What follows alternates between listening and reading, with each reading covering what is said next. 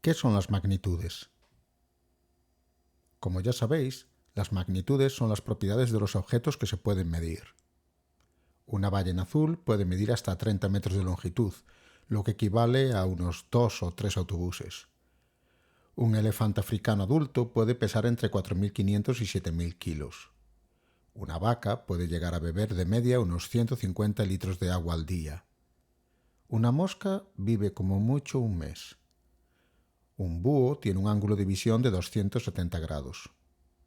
La temperatura corporal de las ranas oscila entre 15 grados centígrados y 20.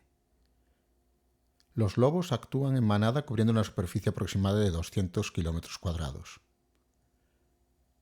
30 metros de longitud, 4.500 kilos de peso, 150 litros de agua, un mes, 270 grados, 200 kilómetros cuadrados, 20 grados de temperatura, son unidades de medida de las diferentes magnitudes.